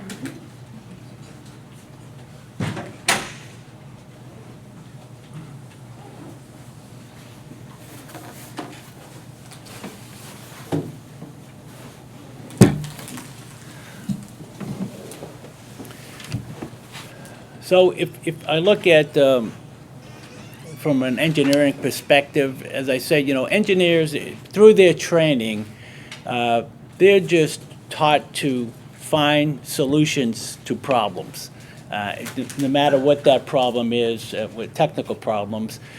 And then, okay, if you find a solution to the problem, so then, what can I do with this? And so that's why it's important that the engineers partner with students and faculty from the Bauer School, so that they know how to take that and say, hey, you've got it, but is there a need or is there a use for this product in society? And if you leave it to the engineer alone, he's probably not going to be able to take advantage of that. And I think that's where business comes in. So I think the two together can really push this agenda forward. I totally agree. I think, and likewise for business, this whole mindset of problem solving, right? It's all about when do you think about a business is when you solve somebody else's problem. That's how business gets started. There is a problem, and if you can find a solution to that, which you can then share with them, then you put a dollar value on that and it becomes monetized. So with the engineering folks coming up with solutions and business helping to translate that into actual innovation as opposed to just invention. I remember several years ago when Mark Hurd was at HP, we were talking to him and he said, I don't think he had a technical background, but he said something like, I love my engineers, but they drool over this new technique for printing or whatever it is, but what's the point if I cannot take it to the market, right? And you need that mindset of, yes, somebody else's problem can become your opportunity. And I think working together, because and the thing is, what I'd like to emphasize is people immediately think, it's all about money. No, it's not just about money, because in doing that, you're helping resolve somebody else's problem, right? And that is huge. And I think students, when I see them at Red Labs working together, it's just like magic, because you're creating the solutions. All we're doing is giving resources, and we stay out of the way, whether it's engineering or law or technology or math. Doesn't really matter. It's all about problem solving. So I totally agree with Joe that it's a mindset. How about questions from the audience? Yeah. So, directed to both of you, excuse me, would you I take your comment about the undergraduate engineering curriculum being chock full. Would you recognize that entrepreneurship is more a responsibility of a graduate student than an undergraduate student, considering that person is more likely to be innovative because there's more academic experience behind that person, and consequently need to think about the business aspects of innovation? Yeah. Well, not necessarily. I mean, I think we've got some very bright undergraduate students that have some great ideas. I would like them to have the opportunity to take advantage of it. I think if you look at the graduate level, yeah, that's true, they have a little bit more training, but I think the big advantage they have over undergraduates is that their curriculum that they're taking is not so draconian in that it's this subject, and this subject, and not room for anything else. I think as a graduate student, you have more time for some free thinking as to what you can do with this you met, but not, I mean, I would hate to exclude undergraduates from becoming entrepreneurs, but I think there may be greater opportunity at the graduate level, so I totally agree with that. Yeah.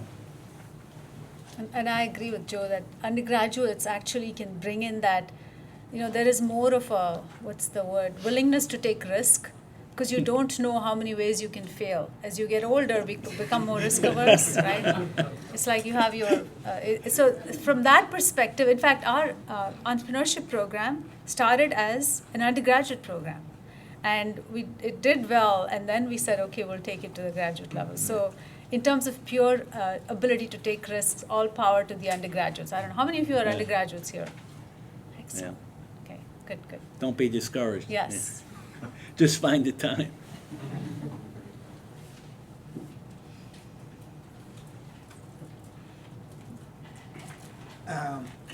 Faculty, as you know, have tenure, so their tenure is a very good safety net, so you don't really easily get out of your comfort zone to become an entrepreneur. Mm-hmm. However, shouldn't we basically begin rewarding faculty who are not, of course, in the business domain, because it's natural for them, but outside of the business domain, engineering, science, perhaps even class. Why not business? Because if you are a business professor, that's what you do. You do. Not really. No. Don't even go there. Yeah. Don't exclude us from any rewards. Yes. Yeah, but who basically have a successful start in something like that. I mean, often colleges will not recognize that as an asset. They will never say, oh, good things about it. They will look at your publication rate, but your publication rate doesn't really put you where you have to be as an entrepreneur. Nobody will care about that. What will care is what is your market value, your cash flow. Shouldn't we be essentially rewarding people for that? So can To we take do that that step? after they make tenure? So, Yeah, right? even before, even before. Well, before, I don't know, each, discipline might have different requirements, right? Each discipline is different. You, Yeah. you bring up an excellent point when it comes to promotion and tenure. I mean, I think when you look at colleges like engineering, science, what do they look at for promotion and tenure? First and foremost, they look at your publications in the best journals in your area. That's first and foremost is your scholarship. Then they look at your ability to attract external funding from, various federal, state, and local sources, and even industry to support the research, so you can, support graduate students to assist you with your research, because that's what we expect. We expect faculty to do research with students and then publish the results of the research with their students. So then, if you get involved in, being an entrepreneur, and, instead of writing a paper, maybe you, file for a patent, okay? So how can, you see, in that, and so you say, well, a patent should be worth how many publications, But here's the problem. If, you've got to understand that we're expecting you to get federally funded research throughout your career. Now, if you don't have the publications, it's difficult for you to attract additional funding. It just is, because everything we do is peer reviewed, and so you submit your proposal to the National Science Foundation, and who's on the panel?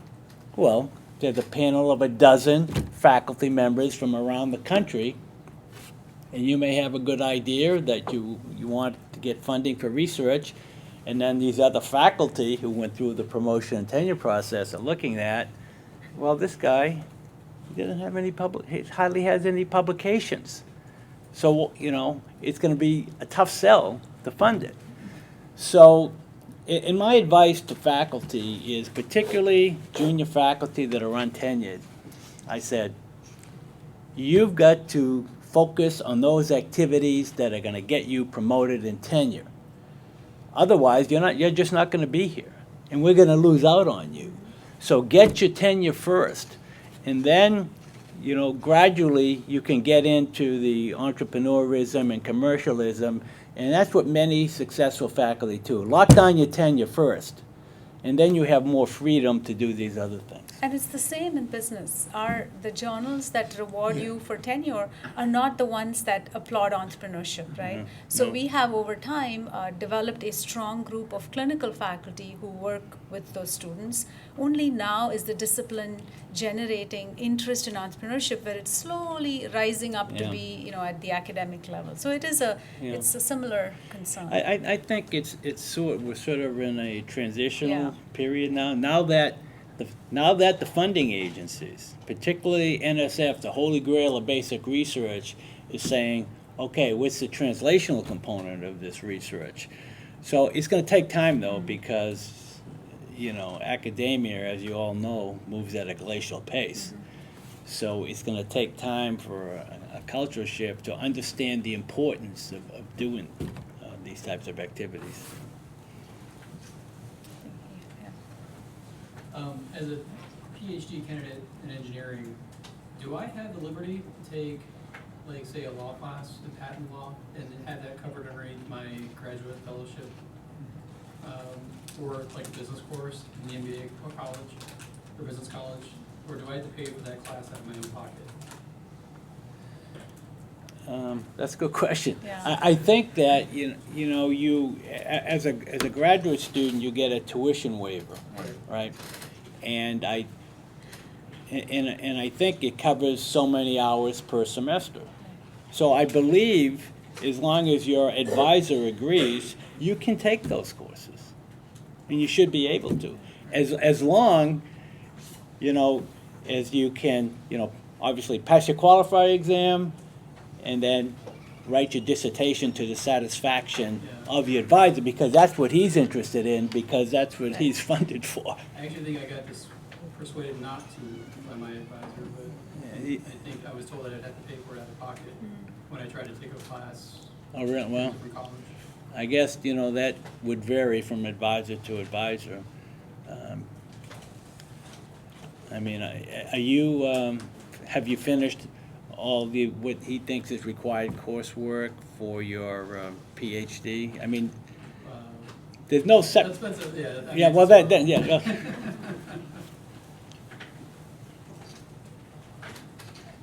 So today's program is about developing entrepreneurship in a university context, but I'm wondering if that's counterproductive in retaining quality faculty members. Do you envision faculty members leaving because of the attraction to the business world and developing products that they invent in the campus? Well, is it a threat as well as an advantage? I think from my personal position on that is I think, entrepreneurship and then the resultant commercialization enriches the experience for the faculty member and the students that work with that faculty member. So I'm all for it. Again, there's going to be some faculty that find that maybe they begin, have a startup that becomes very successful.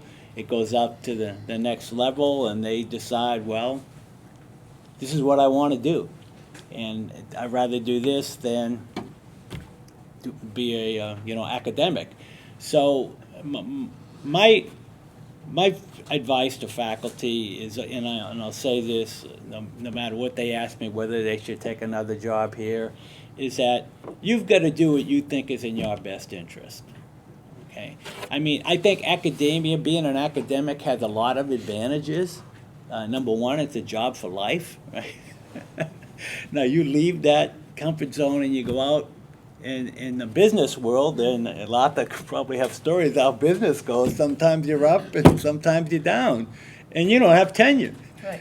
So, I think it's an individual decision. I encourage our faculty to be entrepreneurs. I wouldn't discourage them from doing something. I just, have them, look at, both sides of it and what the opportunities are. But I think, there's always room for a faculty member to be an entrepreneur and still remain a faculty member.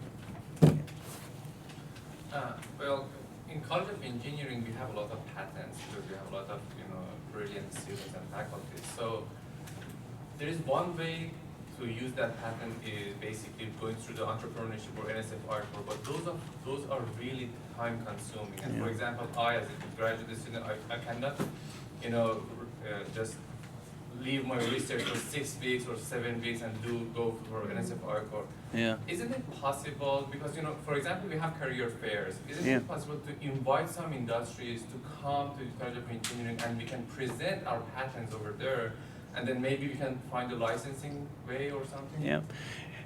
That's a good point you bring up, because one of the things that we're just looking at in the College of Engineering is having an industry day. And then have our students, give them the opportunity in front of these industry people to present their research and say, hey, we think this is patentable. What do you think? Exactly. Yeah. No, I think, that you're absolutely right about that.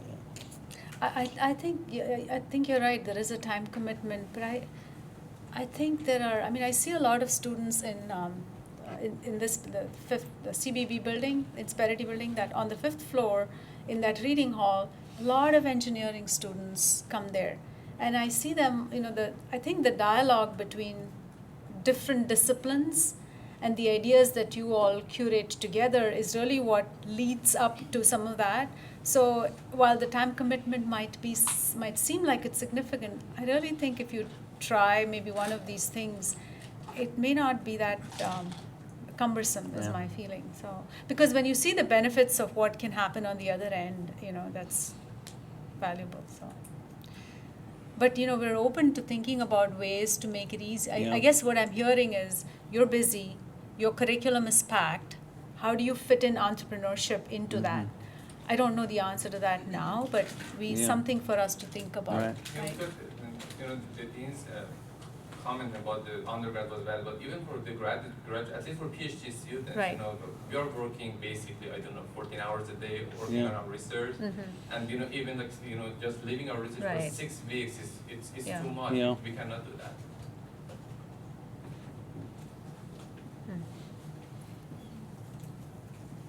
At least, one suggestion would be to give them one class credit. Especially if they participate in the national I-Corps. And for faculty members, perhaps, if they participate in the national I-Corps and they successfully start a company, we can give them 1 year of teaching relief, partial teaching relief, to help them, get the company started and make the investment work from the university side. No, I'm on board with that. I think. Giving credit for taking an entrepreneurial class or something is, I have no problem with that. I think it's easier to do at the graduate level than the undergraduate level, because at the undergraduate level, we have an accreditation organization called ABET. And so you say this student has taken this course, and is this engineering science? Is it engineering design? What is it? So even though we can say, yeah, you go ahead and take it, it may not be recognized at ABET toward their degree, and then there'll be, a credit short. So it's a real challenge with undergraduate programs. The graduate program, I think, is to the discretion of the advisor. And we have 30 hours. We have a master's courses only. I think again, I have fundamentally no problem with having some entrepreneur type, even business classes count towards that 30 hours. So it's much easier at the graduate level because you don't have accreditation restraints or constraints.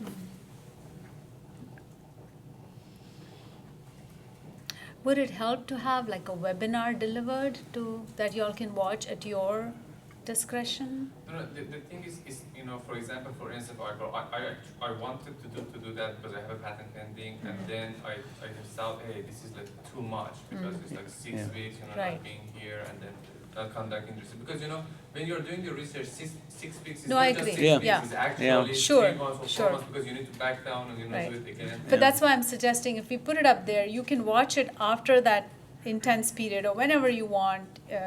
Or you can form a team and someone watches it and they bring you just what you... Basically, the struggle we have is how do we make those resources available to everyone so everyone around the university participates. That's awesome, we can have some webinars, but my point is, the whole idea of having a patent at the end is licensing it or just make money out of it, right? So in case that we can get some money out of it, or the university can get some money out of it, if we invite other people from the industry to come and then we can present, we can say, as the dean said, we can have an industry day just for patent holders. We can present our patents and maybe they are interested to invest, like Shark Tank. Sure. No, actually, that's a great idea. We can do Shark Tank where if you all need it, not that you want it, but maybe help with the pitch and then how do you present that idea? Absolutely. Kelly, we're taking notes, right? No, I'm just kidding. Yes. I was at another university and they did have industry days. For companies to come in and look at inventions at the university. But also it was run by the engineering school, and they brought in researchers, and they would present their papers and have a poster session. I thought that worked pretty well. Yeah. And I think they do that annually at this university. In fact, they've started doing, what is that, GRASP? Dimitri's office does that, right? Yeah, Research Day, yeah. Research Day, we could have an extension to that where it's all about patents or something. Or you that- can have a part which is about Yeah, that. yeah, exactly. I just wanted to add something related to your question about licensing. So the Office of Intellectual Property Management in the Division of Research does pursue licensing partners for patents that the university is pursuing.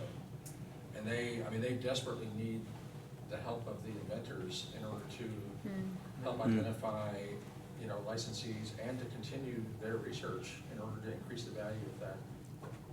So there is that mechanism where you don't have to be the entrepreneur or take that lead, but you can be the academic, still develop the IP and help the university to find a licensing partner. As an example, when I filed the patent, I've never heard anything back from the IP office. So maybe the IP office, can ask me, okay, who are the potential customers? They can invite them. I can do a presentation, and then we can see the results. I understand. But Yeah. if you take the lead, I think you're going to have a better experience. Seriously. Yeah, I'm actually in the IP office, so I've only been there since October, so I can't say what's happened in the past, but we welcome the input from inventors. I mean, it's very much needed because you know the technology better than we do. And if you know, I think one of the big challenges in early stage technology is what the ICOR is doing, to try and find, the barriers to commercialization, the costs of what the existing technology is, what the translational cost would be to get that technology adopted. It has to be, I've talked to a number of companies, and they say the inertia is so great that you have to have an improvement of, say, 10 times, for them to change what their existing business is, and then also the cost factor. And so much of the early stage technology, we don't know the cost factor. We don't, because of the serendipityness of how you're developing the technology. So, we certainly welcome the input of an inventor to make some of the contacts, and a lot of it's personal contacts. You can send out so many emails, but you really need to get a person and speak with them about the technologies and what the barriers are and what the advantages of your invention are, and make that as clear as possible. So just to add on to that, so on the ICOR side of the university, we're busy developing a program. It's not 100% there. I mean, apart from all the other things, we've got a more flexible thing that we're working on. So you can come and talk to me. It's not in stone yet. That's why we're not announcing anything. So you can come chat to me.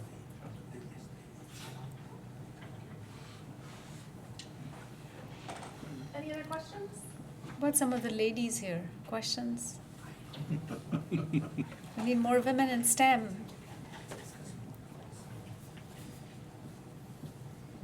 I have an additional question. Where do you think that entrepreneurship fits within the larger goals of the university? I firmly believe that it, as I mentioned before, it enriches the experience of the faculty and the students by being able to do something tangible with that research. And it's very rewarding, I think, for both the faculty and the students. Totally agree. What do universities do? They create knowledge, but the knowledge, to the extent it just stays in there, is really not useful to anyone. And if we can teach people how to convert that knowledge into a resource for the community through a business, then we've really tackled more than just, we are a university, we teach. No, we are a university that serves the community. So it has to be in our DNA. Yeah. So I'm from engineering, so I'm one of the instructors for senior design project, the capstone project, which is 2 semesters, right? And teams of 4, 5 students solve a problem, right? It would be good to maybe take 5, 8 classes throughout the year and develop something like the I-course for senior students, so that they at least get, and some of them may go to to that trajectory, but Yeah. if we could work with you. Sure. I think that's, We Yeah. can allocate Yeah. that time. yeah. What class, what course is Senior it? design project. Every engineering see. student takes a senior design project, Okay. and it's typically a 2-semester. Yes, 2 semesters. Six and credit they go hours. Oh, I summer. see. Yeah. So we I have see. a lot of time Right. if we want. Yeah. We actually have something we're doing with the College of Architecture, right? The design lab, where we're working with their students on something similar. So absolutely happy to talk Mhm. about it. Maybe we can connect. Kelly? Definitely. Yeah. We do offer a class, if you're interested in pursuing an idea. The pre-accelerator class is just intended to assess the viability of an idea, but are you talking about having an entrepreneurial slant to see? As part of the curriculum within, because, no, this is about, making a product, right? Right. And they need to see, prior, work, they need to see, society, what it needs, financial aspects, I think Yeah. it would be great to Yeah. have. as Like a part of- business plan. Yeah. Yeah, around- business yeah. plan, right? Let me interject. I went to the Department of Industrial Design and I'm getting my master's there, but the undergrads have to take a course that the SOM teaches where they learn all the business plans, but our entire department is product design, instrument design, research, and the juniors doing their junior project, they actually create something from the research and they work in collaboration with the Bauer School of Entrepreneurship, where it becomes like a collaboration between the product and how it can be marketed and sold. So our director is Unsook. I think she would probably be the best one to chat with about getting something like that for your program. But There are a number of different resources and ways that we can collaborate. Right, so if we could get like, you need 100 interviews, right? Maybe we can have 20 for the students to do, right? And so just get them Yeah. into the. Yeah. No, we can certainly explore that. Maybe we can meet, have them meet with Ed Blair or something, yeah. Definitely. That's a good Yeah. way of getting, Yeah, you know, connected. because it's 6 hours. Right. And, we can put anything Right. we want. Another thing, if your students are interested in pursuing the idea after their senior design classes, the Red Labs Accelerator is in the summer. And it is a course credit option, but you do not need to actually take the course credit. It's just a free resource for students and faculty members of the university. So if they want to pursue it and launch a startup, that is definitely the place to go. Also, the I-Core program they could do at the end of a senior design semester, if they have something they think would be viable, they could go through the regional program and perhaps go to either Red Labs or the full national program after that. Those are all options that exist now, but if you're talking about incorporating some curriculum earlier on, Right. we could definitely chat about Kelly- that. They have one of the lections, something like today, Mhm. and they have a program during the year. Kelly, was JP an undergrad when he went through City Snake? JP Dowling? Yeah. He was in the Wool Center. Oh, so he was a grad student?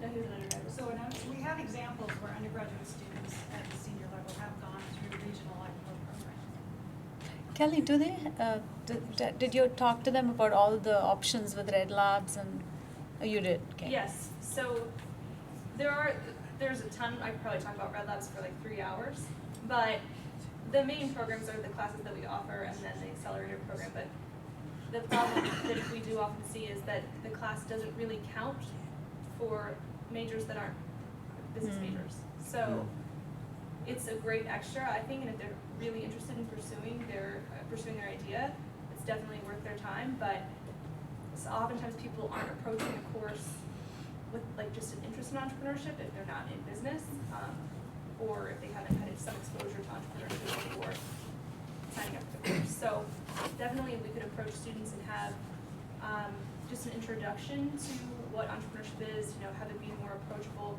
have it be more about solving problems and creating solutions, building something that's really cool to solve problems.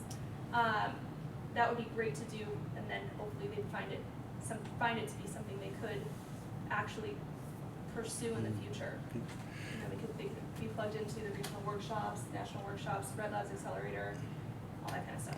No, I think this is a great opportunity to get entrepreneurism into the engineering curriculum. So you've got 6 hours there, for over 2 semesters. I mean, I think it would be great to have someone come in just for, occasionally for a lecture and talk about entrepreneurism and Actually- just so the student doesn't think Yeah. they're building something just for the sake of doing it, so I can fulfill this Right. and really think you know, maybe give them the idea that, oh, in the future, if I build something, there could be opportunity for commercialization. And so a lot of the students in engineering just don't have that mindset because they're just not exposed to these things. And so every one of our departments, all 7 departments, have a 6-hour, what we call capstone or design experience. I think it's a great opportunity to interject Sure. the entrepreneurism into those. You know, it could be that the seed proposal that you all wrote, remember that? Part of it, we were thinking about program where you're teaching the course, the capstone course, and say there are others like you teaching similar capstone courses. Instead of teaching the students directly, we help the instructors know where the resources are. So, you know, how do you maybe contact a patent lawyer or whatever, whatever the resources need to be. We connect you with that. We do some sessions for you all, and then you can take it into your classroom. That way, the students don't have to sign up for credit for another course. That's another option as well we could explore. So Again, I guess I will follow up with you. yes. What is your name? I'm sorry. Jose Contreras Vidal. Okay, Vidal, Professor Vidal. Good. Any other questions? Well, we're about at the end of the time. Anyway, I want to thank you both again for being here. Really appreciate it. Thank you to everyone for attending. I hope you all got a lot out of it. Again, if you need anything, my email address is on that front page of the pamphlet, and that should hopefully go over a lot of the resources, but if you have any questions, please let me know. I know there was a lot of information thrown at you today, and I'm actually going to throw one more bit of information at you just because I think it will be valuable to people. We were discussing this over the break. A lot of people seem interested in the I-Corps regional and national program. And I just did want to note that the Red Lab Summer Accelerator actually will count as a regional experience for I-Corps. So that regional workshop, a 10-day workshop, is going to essentially be the same credit that you'd get over the Summer Accelerator. Now, the Summer Accelerator is 3 months. That's more mentorship, more curriculum, more of an intensive process. But you will get that credit to go on to the national program, which the regional program provides as well. So I know that's an extra thing on this, 2 hours of information, but I think it is useful. Again, thank you so much for being here. Thank you to our panelists, and thank you all. Can we give Kelly a big round of applause? And if you need anything, just let me know.